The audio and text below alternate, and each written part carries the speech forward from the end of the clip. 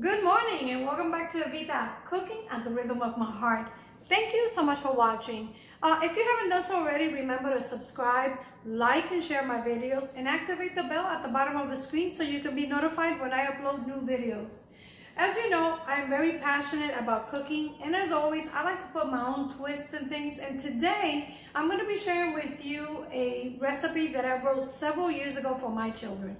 My youngest son, right before he was off to school today, asked me to make this for him, so I figured, why not share it with all of you? So today, I'm going to be sharing with you my easy step-by-step recipe on how to make 3-bean beef chili or 3-bean chile con carne. So join me and I'll take you through this easy step-by-step on how to make my version of 3-bean chile con carne.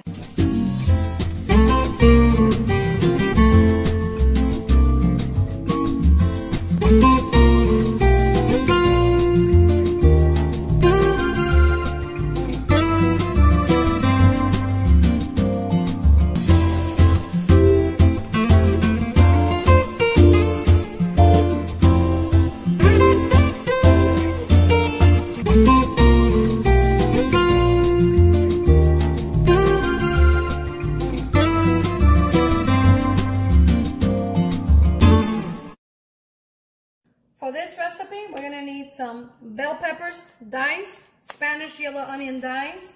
We're also going to need some freshly ground black pepper, cayenne pepper, ketchup, yellow mustard, oil, salt, dried oregano, garlic and onion powder, Worcestershire sauce, dark brown sugar, garlic paste. You can use fresh garlic if you like, mashed. We're going to use some coriander powder, cumin, chili powder, some tomato sauce, and some freshly chopped cilantro. Now for the beans, I have 3 kinds. I'll be using some kidney, pink, and black beans, and I'm using the canned that I have drained and also rinsed. And for the meat, or for the beef, I'm going to be using a mixture of ground beef as well as finely diced or picado beef. And I'm using 90-10 because I like using leaner kinds of meats. I think that when you do that, you can incorporate back the flavor by using all these condiments, and you can add back the flavor that it's missing from the fat. And for the diced beef, I'm using a sirloin tip fine dice. So when I come back, we're going to put all of this together and we're going to show you how simple it is to make chili with beans at home. I have here the oil and I added the meat. And I'm gonna begin browning the meat slightly. This takes about 5 to 7 minutes to brown, but I like to give it a little bit of color before I begin adding all the other ingredients. So we're gonna go ahead and allow the meat to become nice and just a light brown. And after a few minutes, about 5 minutes or so, we're gonna begin adding all our condiments. I have the chili powder, the garlic powder, onion powder, and we're gonna just put everything right in the pot, because this is the beauty of this dish. You can mix everything all at once. You want to begin flavoring your chili immediately.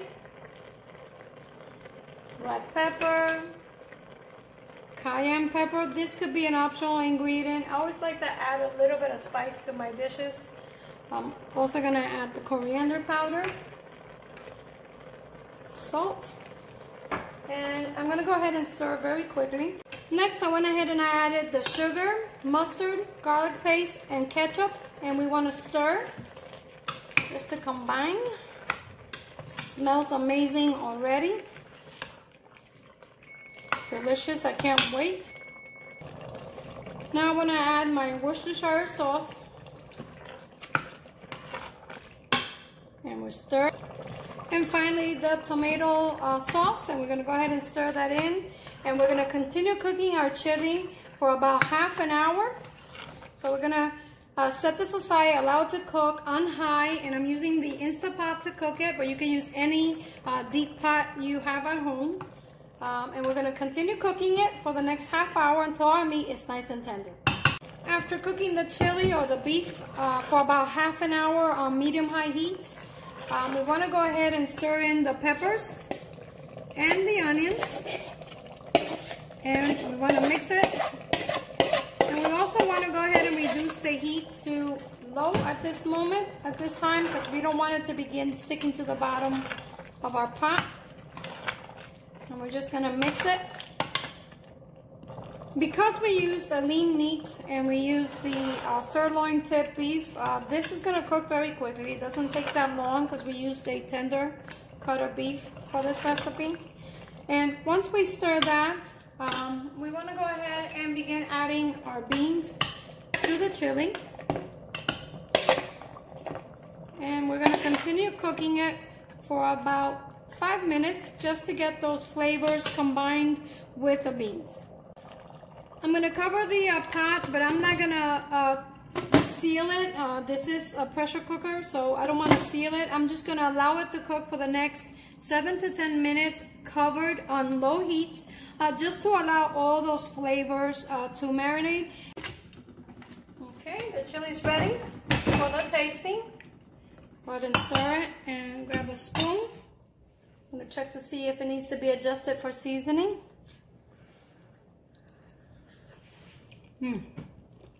Wow. If you like, you can add some hot sauce, make it spicy, but I'm going to be serving my chili with the hot sauce tableside as an optional ingredient.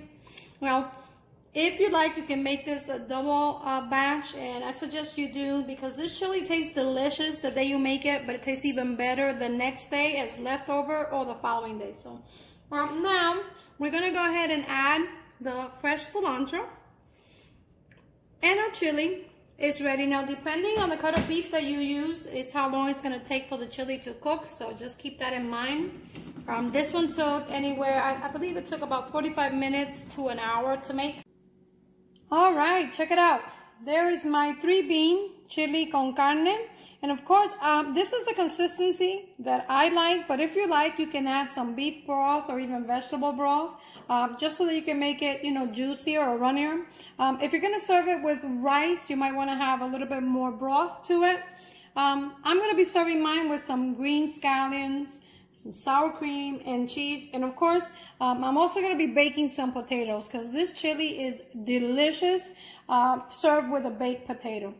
You can serve it alongside white rice or even with some fluffy garlic mashed potatoes. The truth is you can enjoy this all by itself, and it's absolutely delicious. So now, guys, it is time for my favorite part. Okay, before we taste our chili, I'd like to take this opportunity to thank you, my subscribers, for your support, feedback, and your comments. I do appreciate them all. My commitment as my channel grows is to share with you some of my traditional recipes as well as some of my own. So now, without further ado, let's try the chili. I'm going to put some cheese on top and also some green onions. And let's go ahead and grab a nice little spoonful. Oh, check it out. It smells so good. The beans. It is chunky. Oh my goodness. You can taste the sauce, the different levels of the ground beef and the chunky beef, the chili, of course. Absolutely delicious. Please try this recipe and leave your comments or your pictures on the description box below. I would love to hear from you guys. And until next time, this is Evita, cooking at the rhythm of my heart. Buen provecho y hasta la próxima.